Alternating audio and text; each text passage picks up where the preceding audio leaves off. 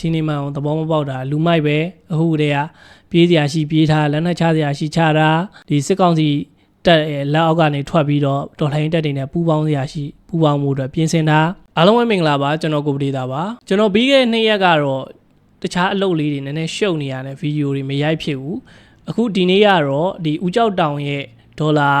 6 သန်းကျော်လောက်တန်ဖိုးရှိတဲ့နေအပါဝင်ပေါ့နော်သူ့ရဲ့ပစ္စည်းတွေပိုင်ဆိုင်မှုတွေချိတ်ပိတ်ခံရတဲ့သတင်းနဲ့ပတ်သက်ပြီးတော့ကျွန်တော်ဆွေးနွေးပေးသွားပါမယ်ပထမဆုံးတော့ဒီသတင်းကိုမသိသေးတဲ့သူတွေတေချာလေးသိသွားအောင်လို့ကျွန်တော် DVB ရဲ့သတင်းတစ်ပုဒ်ကိုဖတ်ပြပါမယ်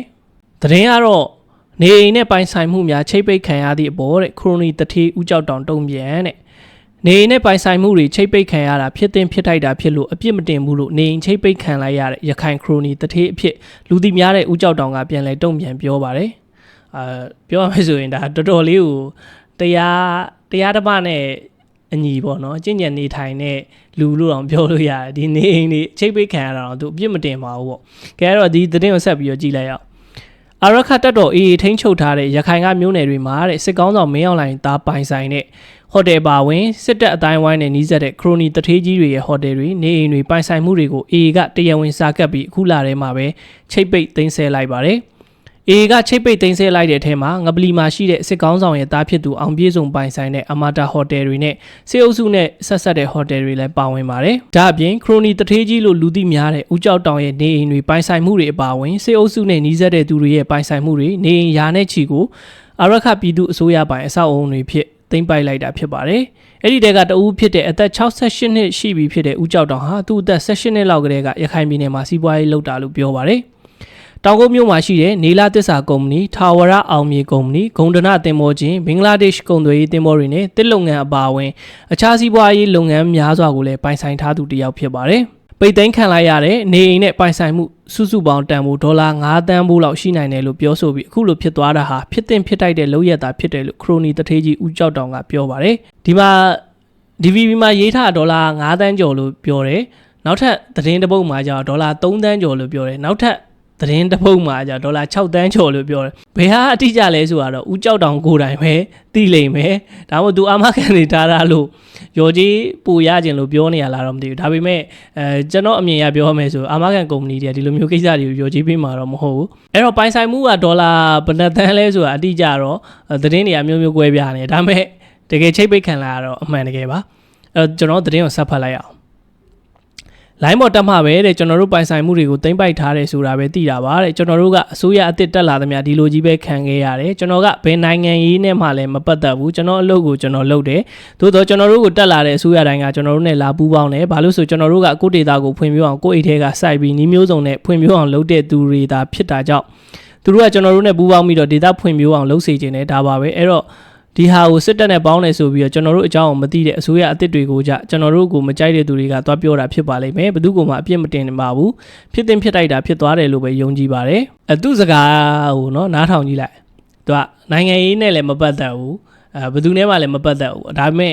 အစိုးရတွေတက်လာလို့ရှိရင်သူကတက်လာတဲ့အစိုးရနဲ့ပေါင်းပြီးတော့သူစီးပွားရေးလုပ်တယ်ပေါ့ဒေသဖွံ့ဖြိုးရေးလုပ်တယ်ပေါ့အဲ့တော့မြန်မာပြည်မှာချမ်းသာနေပါလေဆိုရဲတထေးတွေခရိုနီတွေကိုကြည့်လိုက်ရင်လည်းအဲ့လိုပဲအစိုးရနဲ့ပေါင်းတယ်လောက်ကွက်တွေလုတ်တယ်ပြောရမယ်ဆိုဗျာကြောက်တူးတယ်အိမ်အားတွေမြေကွက်ရိုက်ပြီးတော့ရောင်းစားတယ်လမ်းတွေတရားတွေစောက်တယ်အစိုးရစီကနေပြီးတော့ဒ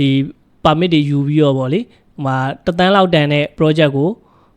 1 သိန်းလောက်နဲ့ရအောင်လုပ်လိုက်တယ်ကျန်တဲ့ဟာကိုသူအိတ်ထဲထည့်လိုက်ဒီလိုနဲ့ပဲချမ်းသာလာတဲ့လူတွေ project တွေတောင်းပြီးတော့ချမ်းသာလာတဲ့တထေးတွေပဲမြန်မာပြည်မှာတကယ်စီးပွားရေးကိုတေချာစနစ်တကျလုပ်တယ်ဆိုတဲ့တထေးတွေကအဲ့လောက်ထိချမ်းသာနေရတဲ့မှာမပါဘူးပေါ့နော်အဲ့တော့အခုသူပြောထားတဲ့ထဲမှာဆိုရင်လေသူကတက်လာတဲ့အစိုးရတိုင်းနဲ့လုပ်တယ်အခုအစိုးရတစ်တက်လာတဲ့အခါမှာလဲဒါတွေကိုနားလည်မှုလွဲတာဖြစ်ပါမယ်ပေါ့အဲ့သူစကားထဲမှာပဲပြန်ကောက်လို့ရှိရင်သူကစစ်ကောင်စီနဲ့လည်းပေါင်းနေဆိုတာလည်းမှန်တယ်အခုကသူကအစိုးရတစ်ဆိုတာက AA ကိုရည်ညွှန်းတဲ့သဘောပဲကြိုပြီးတော့သူကလမ်းခင်းလာရတာသေးတယ် AA ကအစိုးရဖြစ်လာလို့ရှိရင်သူက AA နဲ့လည်းပေါင်းပြီးတော့သူဆက်လုပ်မယ်ပေါ့လ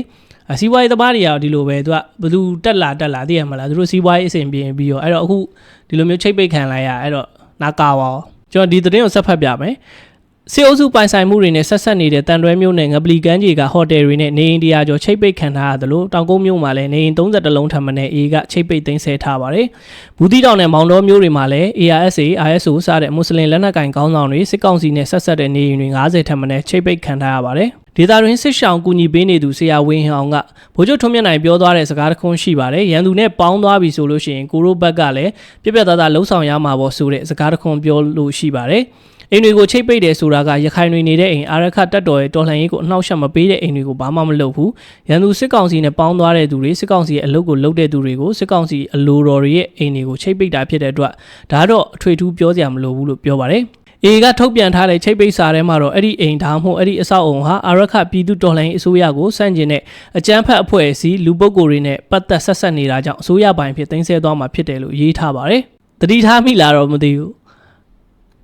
အာရခပြည်သူတော်လှန်ရေးအစိုးရနော်တော်လှန်ရေးအဖွဲ့အစည်းတိုင်းကိုအကြမ်းဖက်အဖွဲ့ပါလို့ကြေညာပြီးတော့သူတို့ကိုသူတို့အစိုးရပါလို့ဇွတ်အတင်းကြေညာထားတဲ့အာဏာသိမ်းစစ်ကောင်စီကိုနှာနုကိုဖျက်ရိုက်လိုက်တဲ့သဘောပဲရှင်းရှင်းလေးအာရခပြည်သူတော်လှန်ရေးအစိုးရအဲ့ဒါကိုစန့်ကျင်တဲ့အဖွဲ့အစည်းလူပုဂ္ဂိုလ်တွေနဲ့ပတ်သက်နေသူတို့အစိုးရပိုင်းဖြစ်သိမ်းဆဲမှာ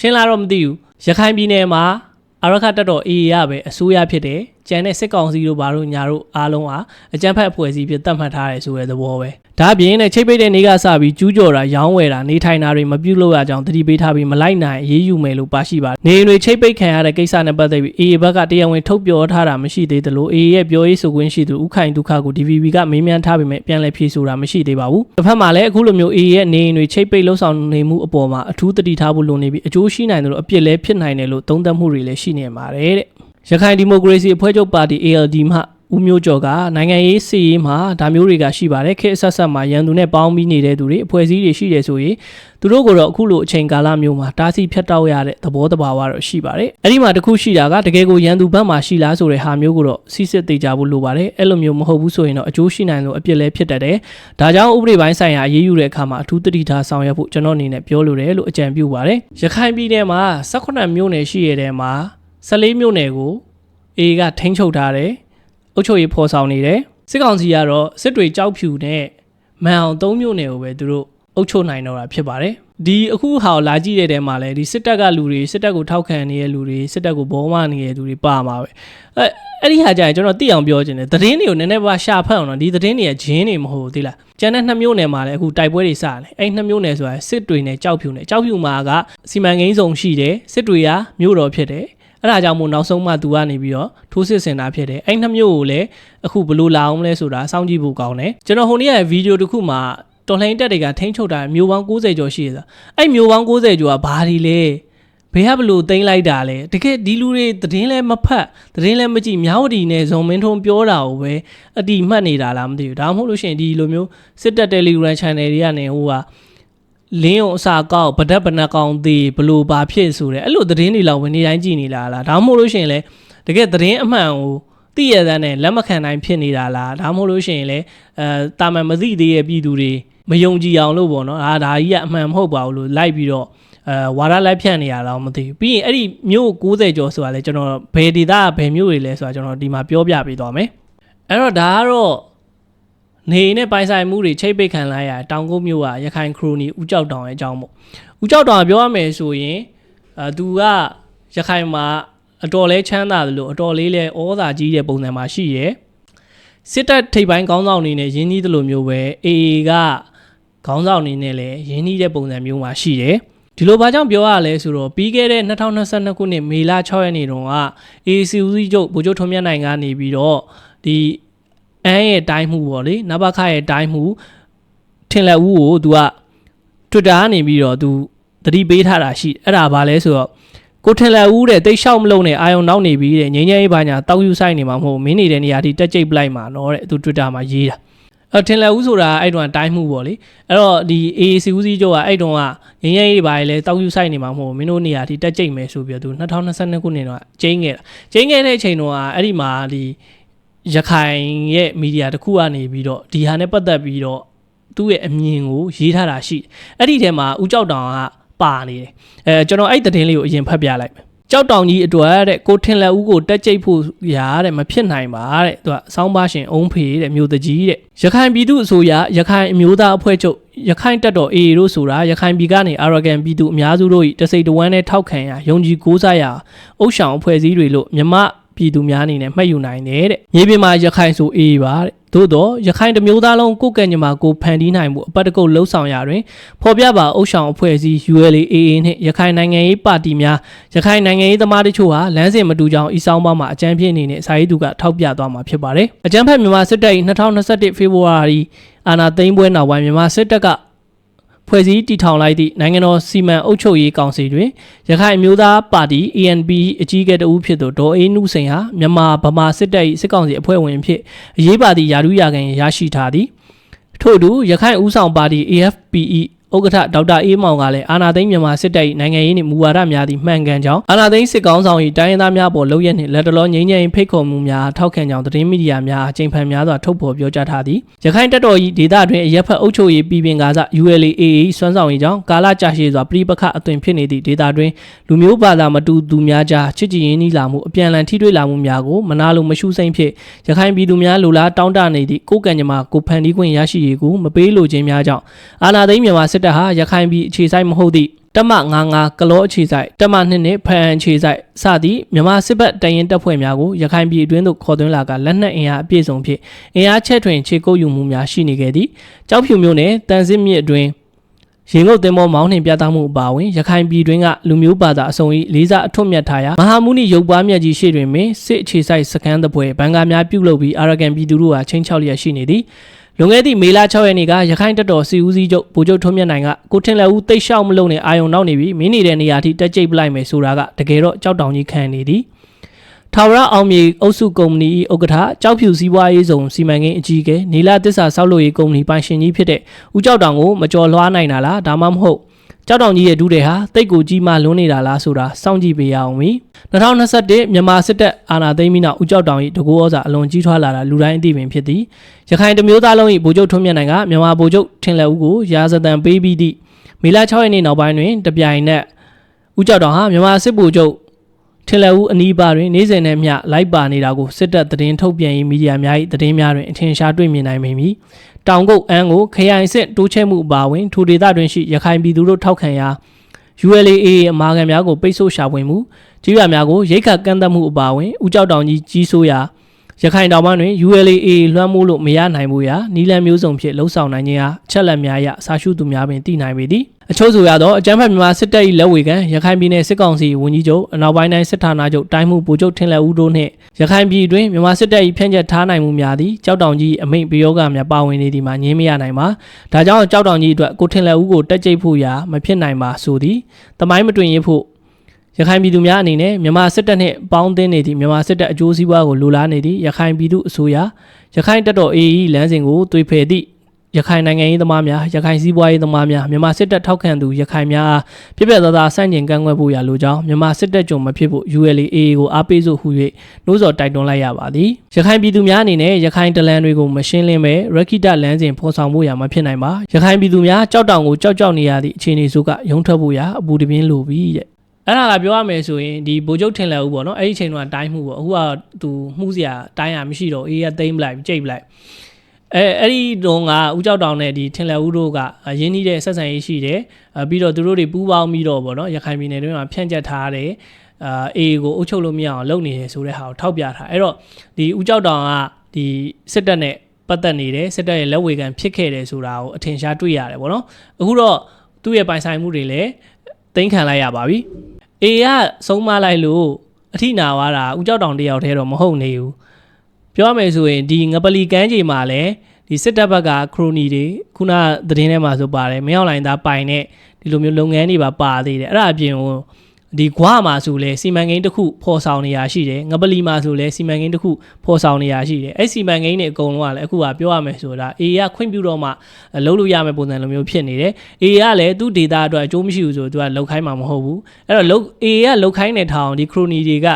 အေးကိုတကယ်အခွန်ဆောင်ပြီးတော့လုံမှာလားလုံမယ်ဆိုသူတို့စစ်တပ်နဲ့ဘယ်လိုလုံမှာလဲဆိုတာရှိလာပြီပေါ့နော်အဲ့တော့ဒီ ဒီအကျိုးစီးပွားအတွက်ပတ်သက်နေတဲ့သူတွေအကုန်လုံးအခုချိန်မှာပြတ်တုတ်တယ်ကျွန်တော်ဒီမှာဗီဒီယိုလေးတစ်ခုကိုကျွန်တော်ဖွင့်ပြပေးခြင်းပါတယ်မြန်မာနိုင်ငံမှာပထမဆုံးနဲ့အကြီးဆုံးကမ်းခြေအိမ်ယာစီမံကိန်းပေါ့နော် Virgin Beach ပေါ့ဗျာကမ်းခြေကလုံးဝအစ်စ် Virgin Beach ဖြစ်နေတယ်ရမ်းလှတယ်တာရတယ်ဘင်္ဂလားပင်လယ်ထဲပို့ရောက်တဲ့အတွက်သူကတဲကပို့ပြီးတော့ဖြူတယ်ရေဘယ်လောက်ထိကြီးလဲဘယ်လောက်ထိလှလဲဆိုတဲ့ဟာပေါ့နော်ဆိုတော့ဒီအချက်တွေကတော့ကျွန်တော်တို့ဟိုနိုင်ငံတကာကိုဖန်သားနိုင်တဲ့အချက်တွေလို့ကျွန်တော်မြင်တယ်ပေါ့နော်မသိသေးတဲ့အချက်ကဘာလဲဆိုတော့ကျွန်တော်တို့ရွှေဒီကမ်းခြေမှာကောက်ကွင်းထည့်ပေးမယ်ဆိုတဲ့အချက်ပါပဲအခုကတော့ခွာချောင်းတရာကြီးကပြီးသွားတယ်ဖွင့်လိုက်တဲ့အတွက်ကျွန်တော်တို့ကိုယ်ပိုင်ကားနဲ့ဒါ direct ရောက်တဲ့အထိသွားလို့ရတယ်ဆိုတော့ဒါအစာကောင်းပြီးအနှောင်းသေးကြမယ့်စီမံကိန်းတစ်ခုလို့ကျွန်တော်အနေနဲ့ပြောလို့ရပါတယ်အလားကောင်းပါပဲကျွန်တော်တို့ဟိုအကွက်ကောင်းတွေလက်မလွတ်ပဲနဲ့လက်ဦးမှုရရှိနိုင်မှာဖြစ်ပါတယ်ကျွန်တော်က project တိုင်းကိုလက်မခံဘူးပေါ့ဗျာကျွန်တော်လက်ခံတဲ့ project ကလည်းခိုင်မာမှုရှိရမယ်တည်ကြရမယ်ပေါ့နော်ဒါမျိုးရှိတဲ့ project တွေပဲကျွန်တော်လက်ခံလေးရှိတယ်အဲ့တော့ရွှေဒီ project ကိုကျွန်တော်ဘာကြောင့်လက်ခံခဲ့လဲမြန်မာနိုင်ငံမှာဆိုပထမဆုံးကမ်းခြေစီမံကိန်းလို့ပြောလို့ရတယ်ပထမဆုံးနဲ့အကြီးဆုံးကမ်းခြေအိမ်ယာစီမံကိန်းပေါ့နော်ဟိုကျွန်တော်တို့မြန်မာနိုင်ငံမှာတခြားကမ်းခြေအိမ်ယာစီမံကိန်းတွေရှိပေမဲ့လည်းဒါပေမဲ့ရွှေဒီကမ်းခြေနဲ့မတူတာကရွှေဒီကမ်းခြေကလုံးဝသူက beach front ပေါ့ကျွန်တော်တို့ကမ်းခြေနဲ့ကပ်ရက်မှာတည်ရှိတဲ့ဟာဖြစ်တဲ့အတွက်ဒါမြန်မာနိုင်ငံမှာပထမဆုံးဖြစ်တယ်ပြီးသွားရင်နောက်ကျွန်တော်တို့ရင်းနှီးမြှုပ်နှံတဲ့သူတွေအတွက်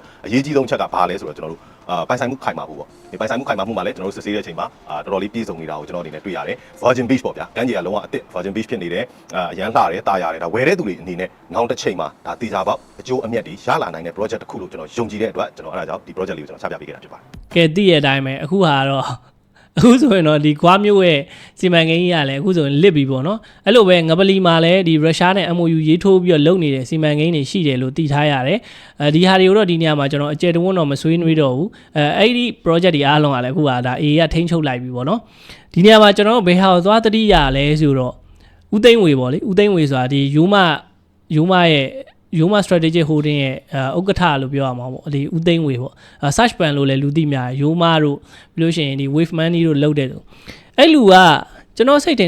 2023လောက်ထဲမှာထင်တယ်ဗီဒီယိုဖိုင်တစ်ခုထွက်လာသူတို့အစည်းအဝေးပေါ့လေအစည်းအဝေးထဲမှာအားတဲ့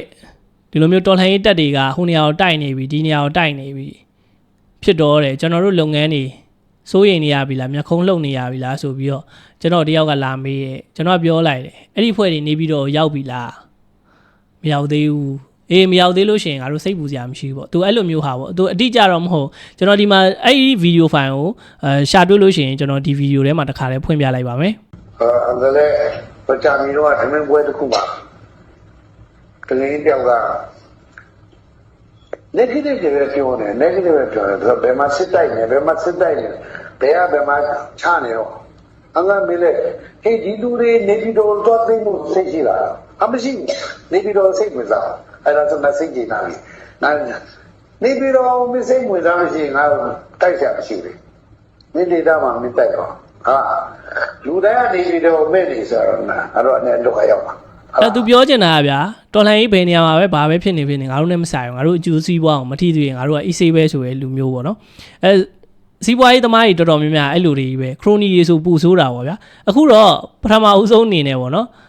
်ရခိုင်မှာရှိတဲ့ခရိုနီတွေကတော့စပြီးတော့ခံနေရပါပြီအဲ့တော့အဲ့လိုစကားကိုပြောခဲ့တဲ့ဦးသိန်းဝေပေါ့နော် search ban ကိုယ်တိုင်လည်းအဲ့နောက်ပိုင်းမှာဘာဖြစ်လဲဆိုတော့သူ့ကိုဒီငွေကြေးခွာချမှုတွေနဲ့စစ်ကောင်စီကနေပြီးတော့ခေါ်ပြီးတော့ထိန်းသိမ်းစစ်ဆေးထားတယ်ဆိုရယ်သတင်းတွေထွက်လာတယ်အဲ့ဒီမှာကတော့ဖြစ်နိုင်တာကတော့နှစ်မျိုးပေါ့လေတစ်မျိုးကကြတော့ဒီထွက်လာတဲ့သတင်းတိုင်းတကယ်ကိုခေါ်ယူပြီးတော့စစ်ဆေးခံနေရတာနောက်တစ်မျိုးကကြတော့ဒီလိုမျိုးဗီဒီယိုဖိုင်တွေထွက်လာတော်လှန်ရေးအဖွဲ့တွေကနေပြစ်မှတ်ထားမှာဆိုလို့ကိုယ်အောင်ဖျောက်လိုက်တဲ့သဘောမျိုးလည်းဖြစ်နိုင်တာပေါ့လေခရိုနီတွေရဲ့ဘဝကလည်းဗျာတကယ်တော့အခုမင်းအောင်လိုင်းတက်လာတဲ့အချိန်မှာပြောရမယ်ဆိုတော်တော်ကြီးတော့ဘေးကျက်နံကျက်ရှိတယ်မင်းအောင်လိုင်းကဒီခရိုနီတွေဆိုရင်ပြောရမယ်ဆိုရင်ဒီဇီကဘာဥခင်ရွှေတို့ပေါ့နော်သူတို့ကိုလည်းအစောပိုင်းတွေကထိန်းသိမ်းထားတယ်ဟို search ban ကိုလည်းထိန်းသိမ်းထားတယ်ပြီးတော့တခြားဒီလုပ်ငန်းရှင်တွေကိုလည်းသူထိန်းသိမ်းထားတယ်ပြီးတော့ဟို EV ကရောင်းနေကြည်တာဟန်လားသူလည်းထိန်းသိမ်းခံထားရတယ်ဆိုရယ်သတင်းမျိုးကြားတယ်တခြားတထေးတွေလည်းအများကြီးရှိသေးတယ်လှုပ်လို့မရအဓိကသူကဘာလဲဆိုတော့သူ့မိသားစုပေါ့နော်သူ့သမီးကအမှုပညာနဲ့ဆိုင်တဲ့လုပ်ငန်းတွေတခြားလုပ်ငန်းတွေအကုန်လုပ်တယ်အမှုပညာလောကမှာဆိုရင်သူ့သမီးကိုကြော်လို့မရဘူးသူ့သမီးတို့နဲ့ဆက်ဆက်နေတဲ့လုပ်ငန်းတွေကိုရှောင်ရှားလို့မရဘူးအဲ့တော့နုပညာဆက်လုပ်ချင်တဲ့သူတွေအားလုံးမြန်မာပြည်တွင်းမှာပေါ့လေလူတွေအားလုံးကသူတို့နဲ့ပတ်သက်နေရတယ်သူတို့ရဲ့ပြောရမယ်ဆိုရင်ဗျာကောင်းချီကိုခံယူနေရတယ်ပေါ့သိရမလားသူတို့ကခွင့်ပြုမှလောက်ရတဲ့ပုံစံလိုမျိုးကြီးဖြစ်တယ်အဲ့လိုပဲတခြားစီးပွားရေးလောကမှာဆိုလဲသူ့သားအောင်ပြည့်စုံကအကုန်လုပ်တယ်အာမခံလုပ်ငန်းတွေဒီလိုမျိုး EV လုပ်ငန်းတွေပြီးရင် solar သွင်းတာတွေပြီးတော့ဟိုတလောကပါလဲဒီ VBN ကုမ္ပဏီလဲလုပ်အောင်မယ်တခြားသောလုပ်ငန်းတွေစေးရုံလုပ်ငန်းတွေအများကြီးပဲစီးပွားရေးတွေအားလုံးနှိပါကိုသူတို့ကလုပ်နေတာပြောမှဆိုတော်တော်လဲလောဘကြီးပြီးတော့တော်တော်လဲဟိုစောက်မြင်ကပ်ဖို့ကောင်းတဲ့ကောင်တွေပေါ့လေဒါပေမဲ့ခရိုနီရဲ့တထေးတွေဆိုတာလဲဗျာငပါးတွေပဲသိရမှာအဲ့တော့ဒီတွေကနေပြီးတော့ ရှောင်ကွင်းပြီးတော့ကပ်ဖားရဖားလှုပ်ပြီးတော့သူတို့အကျိုးစီးပွားကိုတီဆောက်ဒီလူတွေကသူတို့မထီးသေးရတော့အေးဆေးပဲတော်လှန်ရေးပဲမှာပဲဖြစ်ဖြစ်ငါတို့ကဂယူးမဆိုင်ဘူးဆိုရဲပုံအဲ့လူတွေအတွက်အခုကတော့ဒါအိမ်မဆိုးရဲ့အစပဲရခိုင်မှာစပြီးတော့ကနေပြီးတော့ပညာပေးလိုက်ပြီးနောက်ထပ် PDF တွေစိုးမိုးနယ်မြေတွေနောက်ထပ်တော်လှန်ရေးတပ်တွေစိုးမိုးနယ်မြေတွေတိုင်းသားမဟာမိတ်တွေစိုးမိုးနယ်မြေတွေမှာလည်းဒီလိုမျိုးတွေဇက်တိုက်လာအောင်မယ်အရှိမလည်းရှိခဲ့တယ်မိုးကုတ်မျိုးတို့ဘာလို့ဆိုလဲဒါတော်လှန်ရေးတပ်တွေထိန်းချုပ်ထားတာပေါ့နော်အဲ့တော့ခရိုနီတွေအတွက်ကတော့အိမ်မဆိုးလို့ပဲပြောရမှာပေါ့လေအဲ့တော့ရခိုင်အကြောင်းနဲ့ပတ်သက်ပြီးတော့ဆက်ပြောရမယ်ဆိုရင်ရခိုင်ပြည်နယ်မှာ18မြို့နယ်ရှိရတဲ့မှာ14မြို့နယ်ကိုအေကထိန်းချုပ်ထားတယ်အပိသက်ပေါ့နော်ထိန်းချုပ်ထားတယ်အုပ်ချုပ်ရေးဖော်ဆောင်နေတယ်ကျန်တာကစစ်တွေနဲ့ကြောက်ဖြူပဲကျန်တော့အဲ့နှစ်နေရာမှာလည်းတိုက်ပွဲတွေဖြစ်နေကြောက်ဖြူမှာကအထူးစီးပွားရေးဆောင်ရှိတယ်အဲ့ဒီမှာတရုတ်ကလုံခြုံရေးတချို့ရောက်နေရလို့လည်းပြောတယ်ပေါ့နော်ဖြစ်နိုင်တာကဖြစ်နိုင်တယ်နှစ်ခုရှိတယ်ဒီကြောက်ဖြူကိစ္စနဲ့ပတ်သက်ပြီးတော့တစ်ခုကကြတော့ဒီတရုတ်ကစစ်တပ်နဲ့ပေါင်းပြီးတော့ပြောရမယ်ဆိုရင်ဒီ AA ကိုသူတို့ညစ်ပတ်မဲ့အစီအစဉ်မျိုးရှိနိုင်တယ်ဒါမှမဟုတ်လို့ရှိရင်နောက်တစ်မျိုးကကြတော့တရုတ်ကစစ်တပ်ကိုလုံးဝမယုံဘူးတကယ်လို့တစ်ခုခုဖြစ်လို့ရှိရင်သူတို့ရဲ့စီးပွားရေးလုပ်ငန်းတွေကိုဒီစစ်တပ်ကနေကာကွယ်နိုင်မှာမဟုတ်ဘူးလို့ထင်တဲ့အတွက်ကြောင့်မို့လို့သူတို့ရဲ့လုံခြုံရေးတွေပေါ့လေသူတို့နိုင်ငံသားတွေကိုလုံခြုံရေးကုမ္ပဏီတွေကိုသူတို့ဆေးလွတ်ထားတာမျိုးဖြစ်နိုင်တယ်ဘာဖြစ်လို့ဒီလိုမျိုးတွေးလဲဆိုတော့စစ်တပ်ကအရှိမဒီကုလသမဂ္ဂရဲ့စားနပ်ရိက္ခာအဖွဲ့ပေါ့လေ WFP လို့ခေါ်တဲ့အဖွဲ့ရဲ့စံကိုတောင်နဲ့ဆန်တွေကိုသူတို့ကိုယ်တိုင်ခိုးယူပြီးတော့အဲ့ဒီစံကိုတောင်မီးရှို့ခဲ့တဲ့ကိစ္စမျိုးရှိခဲ့အဲ့တော့တခုခုပရိပခတ်ဖြစ်တာနဲ့စစ်တပ်ကသူတို့ဟာသူတို့ယုံမာပြီးတော့ပြီးလို့ရှိရင်ဒါအေတွေကလှုပ်သွားပါတယ်ရခိုင်တွေကလှုပ်သွားပါတယ်ဆိုပြီးတော့သူတို့ထိုးချမဲ့ပုံစံမျိုးရှိနိုင်တယ်ပေါ့လေရှိနိုင်ရဲဆိုတော့အဲ့ဒါတွေကိုသူမယုံလို့သူ့ရဲ့လုံခြုံရေးတပ်တွေကိုဆေလွတ်ထားပြီးတော့သူ့ရဲ့လုပ်ငန်းတွေကိုကာကွယ်ဖို့အတွက်လွှတ်ထားတာဖြစ်လိမ့်မယ်ဒါမှမဟုတ်လို့ရှိရင်လည်းသူတို့စစ်တပ်နဲ့ပေါင်းပြီးတော့ AA ကိုသူတို့အကောက်ကြံမှုပေါ့လေဒါဒီဟာလည်းဖြစ်နိုင်တယ်ပေါ့ဒါပေမဲ့ကျွန်တော်စိတ်ထင်ရတော့ခုနပြောတဲ့ဒီစစ်တပ်ကိုမယုံလို့ကာကွယ်သူ့လူတွေလှုပ်ပြီးတော့ကာကွယ်တဲ့ဟာပို့ပြီးတော့ဖြစ်နိုင်ခြေရှိတယ်။ဘာဖြစ်လို့လဲဆိုတော့ AA လိုတပ်ဖွဲ့မျိုးဗျာသူတို့ကလည်းစစ်ကောင်စီနဲ့ပေါင်းပြီးတော့ပြန်ပြီးတော့တိုက်လို့ရှိရင်သူ့နိုင်ငံသားတွေလည်းထိမှာပဲသူတို့အကျိုးစီးပွားလည်းထိမှာပဲအခုက AA ကဒီသူ့ရဲ့ရခိုင်တမီတယ်လုံးကိုသိမ်းလိုက်လို့ရှိရင်ဒီကြောက်ဖြူအထူးစီးပွားရေးဆိုတာ तू အေးနဲ့ပဲဆက်လုပ်ရမှာလေအဲ့တော့ तू ကလည်းဒီဟာမျိုးအဖြစ်ခံမယ်တော့ကျွန်တော်လည်းမထင်ဘူးဒီနေရာမှာကျွန်တော်ဒီအေးတက်တည်ရဲ့စွမ်းဆောင်ရေးပေါ့နော်ပြောရမယ်ဆိုရင်တော့ဒီမဟာမိတ်တက်တည်ရဲ့ပါပါတယ်တခြားဒီတော်လှန်ရေးအဖွဲ့အစည်းတွေလည်းပါတယ်ပေါ့သူတို့ပေါင်းပြီးတော့တိုက်ပွဲတွေဖော်ဆောင်ကြအဓိကတော့အေးရဲ့စွမ်းဆောင်ရေးပေါ့လေအဲ့ဒါအပြင်ကိုဒီဗိုလ်ချုပ်ထုံးမြတ်နိုင်ပေါ့နော်ဒီနေရာမှာဟိုလေးစားတယ်ချီးကျူးခြင်းတယ်ဘာလို့လဲဆိုတော့ तू 2022ခုနှစ်မေလ6ရက်နေ့တုန်းကသူကျင်းခဲ့ရနော်ကျင်းပြီးတော့သူ2024ခုနှစ်ဒီဇင်ဘာလ20မှာဒီအန်ရဲ့နဘခါကိုသူအပိသက်သိမ့်ပိုက်ထိန်းချုပ်လိုက်တယ်ဗောနော်အဲ့တော့ပြောရမယ်ဆိုရင်2နှစ်ကျော်ကာလအတွင်းမှာသူပြောခဲ့တဲ့အတိုင်းတကယ်လုပ်ခဲ့တကယ်ကိုလုပ်ပြခဲ့တာအဲ့ဒါအပြင်ကိုရခိုင်တပြည်နယ်လုံးကိုသူတို့အုပ်ချုပ်ခွင့်ရဖို့အတွက်ကိုလက်တကမ်းမှာရောက်နေပြီအဲ့တော့ဒါကတော်တော်လေးကိုလည်းဟိုလေးစားဖို့ကောင်းတယ်ပြောရမယ်ဆိုရင်တော့ဗျာဟိုဗယံပရာလျှောက်ပြီးတော့ရှောက်ပြောနေရမဟုတ်သိရမလားလေတွေရှောက်ပေါ်နေရမဟုတ်ဒီဟာတွေကိုကျွန်တော်တို့ဒီတော်လှန်ရေးဘက်ကအဖွဲ့အစည်းတွေရဲ့ခေါင်းဆောင်တွေအထူးသဖြင့်ဒီစစ်ဘက်ရေးရာနဲ့ဆိုင်တဲ့ခေါင်းဆောင်တွေရောပြီးတော့ပြောရတာလည်းမကောင်းပါဘူးဝန်ကြီးတချို့ပေါ့နော်ဒါတွေကိုအတူယူသင့်တယ်အလကားနေအလကားဟိုရှောက်ပြီးတော့မပြောနဲ့ပြည်သူလူထုကို panic ဖြစ်အောင်လို့သိရမလားအခုချက်ချင်းဆန်နေဝယ်စုတာစီဝယ်စုတာအဲ့ဒါမျိုးဟာဟိုမဖြစ်လာသေးတဲ့ဟာတွေမပြောနဲ့ဟိုတကယ်ဖြစ်နိုင်တဲ့ဟာတွေပေါ့နော်အခြေခံကြတဲ့အရာတွေလက်တွေ့ကြတဲ့အရာတွေကိုပြောပေါ့လေအဲ့ဒါမှပြည်သူလူထုကလည်းယုံကြည်မှုရှိမှာမဟုတ်လို့ရှိရင်ကြတော့ပြည်သူလူထုအနေနဲ့လည်းယုံကြည်မှုမဲ့ဒါတွေကိုကျွန်တော်တို့ပြောရမယ်ဆိုရင်နမူနာယူသင့်တယ်ပေါ့နော်ပြီးနောက်ဆုံးကတော့ဒါဟိုပြောရမယ်ဆိုရင်စစ်တပ်ကဘောမတွေနဲ့နည်းနည်းညံတိန်တဲ့ကောင်တွေအတွက်မေတ္တာလက်ဆောင်ပေါ့နော်တော်လှန်ရေးတပ်တွေကထိန်းချုပ်ထားတဲ့မြို့တွေကဘယ်မြို့တွေလဲဆိုတာသိသွားအောင်လို့ကျွန်တော်ဟိုဟာဘယ်ဒေသမှာဘယ်လိုမျိုးမြို့တွေရှိလဲဆိုရဲသတင်းလေးတစ်ပုဒ်ကျွန်တော်ဖတ်ပြမယ်ဒီဟာကနောက်ဆုံး update တော့မဟုတ်သေးဘူးနောက်ဆုံး update မှာဆိုရင်အခုရရှိထားတဲ့မြို့တွေထက်ပို့ပြီးတော့များတယ်ဒါပေမဲ့အဲ့ဒီနောက်ဆုံး update သတင်းကိုကျွန်တော်ရှာတာလက်တော်ကျွန်တော်ရှာမတွေ့သေးလို့ဒီသတင်းလေးနဲ့ပဲအရင်ပြလိုက်မယ်နောက်ထပ်မြို့တွေထပ်များလာ100ပြည့်သွားတဲ့ခါကျရင်ကျွန်တော်ထပ်ပြီးတော့ကြီးညာပေးမယ်အဲ့ကြလို့ရှိရင်လည်းထပ်ပြီးတော့ကြည့်ကြပါလေဒါက BBC မှာဖော်ပြထားတဲ့သတင်းပါ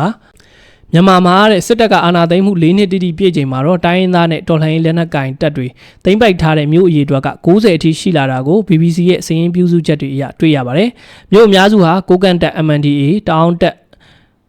TNLA နဲ့အာရခတပ်တော် AA တို့ဦးဆောင်တဲ့ တစ်တုံညာနှစ်ခွန်စစ်စင်ရေးနဲ့အတူသိမ်းပိုက်ထားတာဖြစ်သလိုနိုင်ငံရဲ့ဒေသအများစုမှာနေမြေပိုင်ဆိုင်သူအစုအဖွဲ့တွေလည်းအပြောင်းလဲဖြစ်လာပါတယ်။နေမြေပိုင်ဆိုင်မှုတွေနောက်မှာတိုင်းရင်းသားလက်နက်ကိုင်အဖွဲ့တွေကြားမှာလည်းနေမြေငင်းပွားမှုတွေရှိလာခဲ့ပြီး KIA ကချင်လွတ်လပ်ရေးတပ်နဲ့ TNLA ကြားကတနက်မဖောက်လက်ဝဲပွဲကလူမှုကွန်ရက်ပေါ်နာမည်ကျော်ခဲ့ပါတယ်။အထူးသဖြင့်တော်လှန်ရေးတပ်တွေသိမ်းပိုက်ခဲ့တဲ့မြို့တွေမှာစစ်ကောင်စီရဲ့လေကြောင်းရန်ဖိအားဖြင့်အုပ်ချုပ်ရေးရန်တွေကလက်ပတ်နိုင်မှုဘလို့စိန်ခေါ်ချက်တွေရှိနေပါသလဲ။ဒီမှာသူ့ရဲ့သုံးသက်ချက်အပြည့်စုံတော့ကျွန်တော်မဖတ်ပြတော့ဘူး။ဘေးနေရာမှာဘယ်မြို့တွေကိုဘယ်တပ်တွေကသိမ်းပိုက်ထိန်းချုပ်ထားလဲဆိုတာပဲကျွန်တော်လူရင်းကိုပြောပြမယ်ပေါ့နော်အမျိုးသားညီညွတ်ရေးအစိုးရရဲ့2024နှစ်ကုန်အစီရင်ခံစာအရနိုင်ငံရဲ့15ရာခိုင်နှုန်းကိုဒေါ်လာအင်အားစုတွေကသိမ်းပိုက်ထားပြီလို့ဆိုပါတယ်တဲ့ BBC ကတည်တံ့လေးလာခဲ့တဲ့စာရင်းအရနိုင်ငံတော်ဝန်မျိုးနယ်ပေါင်း330တဲ့ကမြို့ပေါင်း923မြို့မှာမြို့နယ်အများစုအပါအဝင်မြို့ပေါင်း90ကိုဒေါ်လာရေးတပ်အသီးသီးကသိမ်းပိုက်ထားတာတွေ့ရပါတယ်ရှမ်းပြည်နယ်မြောက်ပိုင်းကနေမြေအုပ်စိုးသူပြောင်းလဲမှာထူးခြားတာကဝတ်တက် UWSA ကတနက်တစ်ချက်မဖောက်လိုက်ရပဲဟိုပန်နဲ့ပန်လုံမျိုးတွေကိုရရှိခဲ့တာဖြစ်ပါတယ်2023ခုနှစ်အောက်တိုဘာ29ရက်နေ့မှာစတင်တဲ့မြောက်ပိုင်းညီနောင်3ဖွဲ့တစ်တုံညာနှစ်ခွန်စစ်စင်ရေးနဲ့ဆက်စစ်စင်ရေးတိုက်ပွဲတွေကနယ်မြေအုပ်စိုးသူအပြောင်းလဲကိုအဓိကဖြစ်စေခဲ့ပါတယ်ဒီစစ်စင်ရေးရဲ့အဓိကအစိပ်ပိုင်းဖြစ်တဲ့ရှမ်းမြောက်နဲ့ရခိုင်မှာမြောက်ပိုင်းညီနောင်မဟာမိတ်3ဖွဲ့ဦးဆောင်တဲ့တပ်တွေကမြို့အများစုကိုဇက်တိုက်သိမ်းယူနိုင်ခဲ့ပြီးနယ်မြေစိုးမိုးမှုအားကောင်းတဲ့လက်နက်ကင်တပ်တွေဖြစ်လာပါတယ်တစ်တုံညာနှစ်ခွန်စစ်စင်ရေးပထမလိုင်းမှာဆိုရင်ရှမ်းပြည်နယ်မြောက်ပိုင်းကတရုတ်မြန်မာနယ်စပ်နဲ့စစ်ကောင်စီတပ်ရဲ့အရှေ့မြောက်တိုင်းစစ်ဌာနချုပ်ရမခရှိရာလာရှိုးမြို့ကြားကမြို့တွေကိုကိုကန့်တပ်ဦးဆောင်တဲ့ပူးပေါင်းတပ်တွေကသိမ်းယူခဲ့ပါတယ်။ကိုကန့်ဒေသချင်းရွှေဟော်လောက်ကန်ကနေလာရှိုးမြို့အဆက်ကတိန်နီမြို့အထိကိုပူးပေါင်းတပ်တွေကသိမ်းပိုက်ခဲ့တာဖြစ်ပါတယ်။တစ်တုံညာနှစ်ခွန်စစ်စင်ရေးဒုတိယလိုင်းမှာတော့ရှမ်းပြည်နယ်မြောက်ပိုင်းလာရှိုးမြို့ကအရှေ့မြောက်တိုင်းစစ်ဌာနချုပ်ရမခနဲ့လာရှိုးမြို့ကိုကိုကန့်တပ် MNDAA ကထပ်သိမ်းခဲ့တာပါ။ဒါပြင်တောင်တက် TNL ကမန်လေးတိုင်းမန်လေးမြို့အခြေစိုက်အလဲပိုင်းတိုင်းစစ်ဌာနချုပ်လပခကြားကမြို့တွေကိုသိမ်းယူပြီးရှမ်းမန်းစစ်စင်ရေးလို့ခေါ်ခဲ့ကြပါတယ်။ရှမ်းမန်းစစ်စင်ရေးမှာမန်လေးမြို့နဲ့မိုင်30ကျော်သာဝေးတဲ့စင်ကူးမြို့အထိသိမ်းပိုက်ခဲ့တာဖြစ်ပါတယ်။ဒါပြင်မြန်မာစစ်တပ်ရဲ့စစ်တပ်ကတော်တွေရှိတဲ့ပြင်ဦးလွင်မြို့ပတ်ချလဲမန်လေးတွေကမိုးကုတ်နဲ့ရှမ်းမြောက်ထက်ကနောင်ချိုကြောက်မဲတီဘောစတဲ့မြို့တွေကိုလည်းစစ်ကောင်စီကလက်လွတ်ခဲ့ရပါတယ်။ဒါကြောင့်ရှမ်းမြောက်အုပ်စိုးသူပြောင်းလဲနယ်မြေခင်းချင်းကိုကြည့်မယ်ဆိုရင်တိန်နီလန်းခွဲကနေကွမ်းလုံချင်းရွှေဟောပြီးတော့ကိုကန့်ရဲ့မြို့လောက်ကန်အစုံတရုတ်မြန်မာနယ်စပ်အထိကိုမြောက်ပိုင်းညီနောင်အဖွဲ့ဝင်ဖြစ်တဲ့မြန်မာမျိုးသားဒီမိုကရက်တစ်မဟာမိတ်တပ်တော်ကိုကန့်တပ် MNDAA ကနေရာယူထားပါတယ်။တောင်မျိုးသားလွတ်မြောက်ရေးတပ် TNLA ကတော့မန်လေးတိုင်းနဲ့ရှမ်းပြည်နယ်နယ်နိမိတ်ကြားမှာရှိနေပါတယ်။စစ်စင်ရေးပထမပိုင်းမှာနန်းဆန်မန်တုံနမ်မတူနန်ခမ်းကွက်ခိုင်မိုင်းလုံးမိုင်းငေါတို့ကိုရခဲ့ပြီးဒုတိယပိုင်းမှာတော့တီဘောကြောက်မဲနောင်ချိုမိုးကုတ်နဲ့မိုးမိတ်တို့ဖြစ်ပါတယ်လို့တအောင်းတက် TNL ရဲ့အထွေထွေအတွင်းရေးမှူးချုပ်ဗိုလ်ချုပ်တားဘုံကျော်က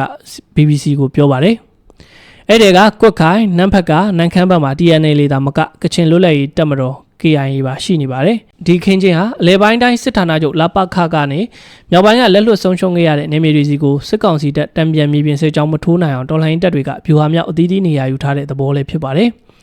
အရှိစီဖြစ်မန်လေးတိုင်းဘက်ချမ်းမှာတင်ပိုက်ထားတဲ့စင်ကူတပိတ်ချင်းတကောင်းတကြောမှာပြည်သူ့ကာကွယ်ရေးတပ်မတော်မန်လေး PDF ပြည်သူ့လွတ်မြောက်ရေးတပ် PLA အပါအဝင်ဒေသခံပြည်သူ့ကာကွယ်ရေးအဖွဲ့ပကဖတွေကနေရာယူထားပါတယ်။တစ်တုံညာနှစ်ကွန်စစ်စင်ရေးရဲ့ရခိုင်စစ်မျက်နှာပြင်မှာတော့အာရခတပ်တော် AA နဲ့မဟာမိတ်တပ်တွေကရခိုင်တောင်ပိုင်းရောမြောက်ပိုင်းကိုပါတပြိုင်နက်ထိုးစစ်စတင်ခဲ့ပါတယ်။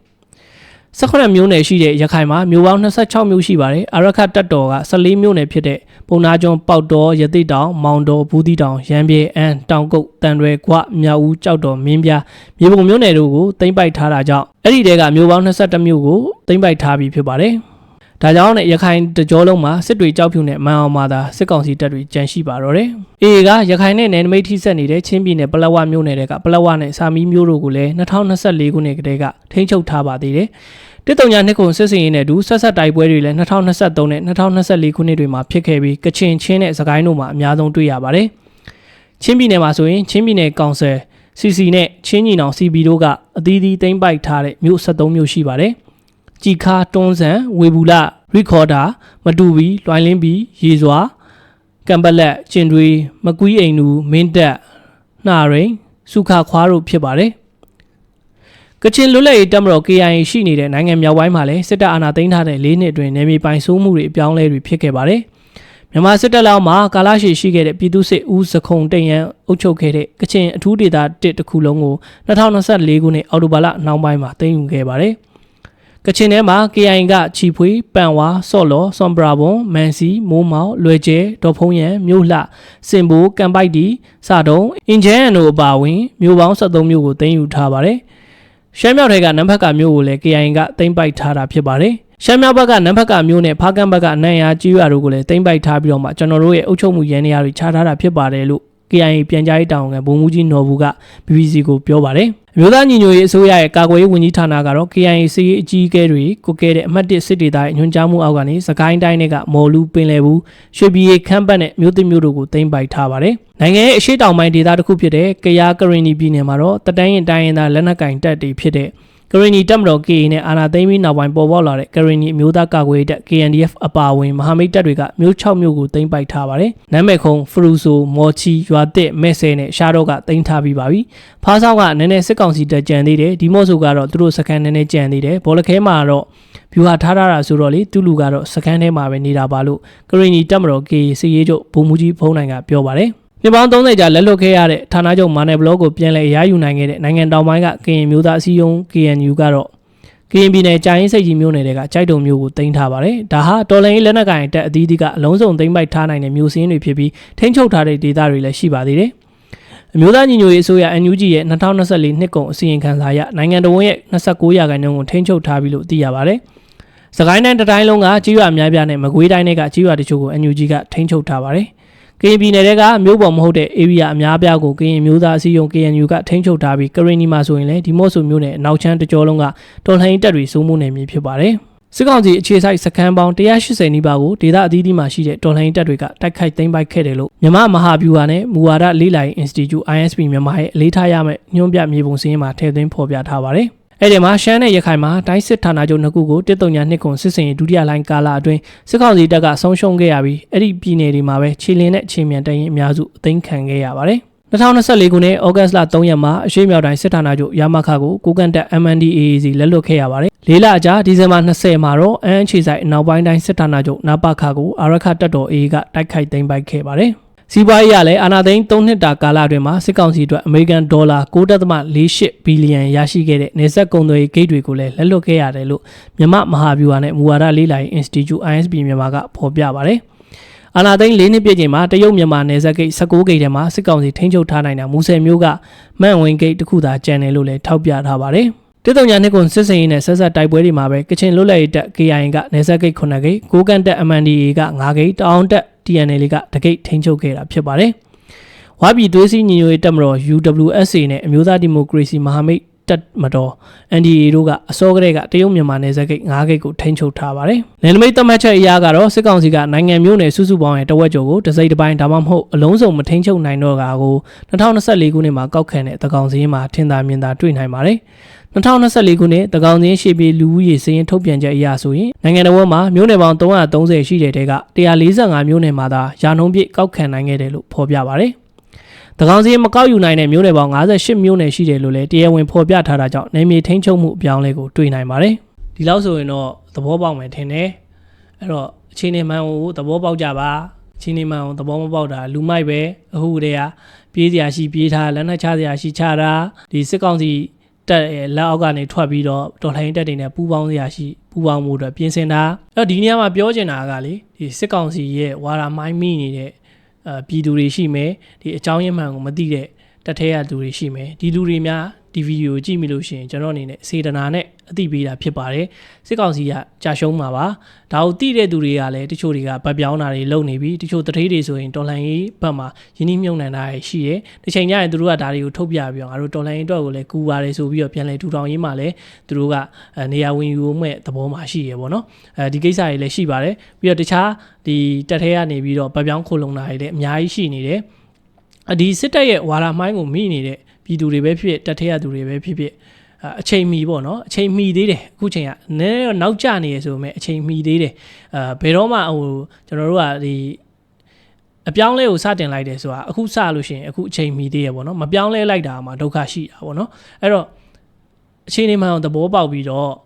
့ပြောင်းလဲကြပါလှုပ်တင်လှုပ်ထိုက်တာကိုလှုပ်ကြပါစစ်ကောင်စီရဲ့ဝါဒမိုင်းတွေကိုမမိပါနဲ့စစ်တပ်ရတဖြည်းဖြည်းနဲ့လက်လွတ်ရတဲ့နေမီဒေတာတွေပုံများလာပြီးသူတို့ရွေးကောက်ပွဲလဲကျင်းပနိုင်မှာမဟုတ်ဘူးတကယ်လို့ကျင်းပနိုင်နေဆိုရင်လည်းအဲ့ဒါအောင်မြင်ဖြစ်သွားမှာမဟုတ်ဘူးဒါကိုတေချာလေးသဘောပေါက်ဖို့လိုတယ်အဲ့တော့စစ်တပ်ရဲ့ဝါဒမိုင်းတွေမမိကြပါနဲ့အခြေအနေမှန်ကိုမြင်ကြပါလို့ကျွန်တော်ကစေတနာနဲ့အတိပေးစကားဆိုရင်းနဲ့ဒီဗီဒီယိုလေးကိုအဆုံးသတ်လိုက်ပါတယ်အားလုံးကိုကျေးဇူးတင်ပါတယ်ဗျ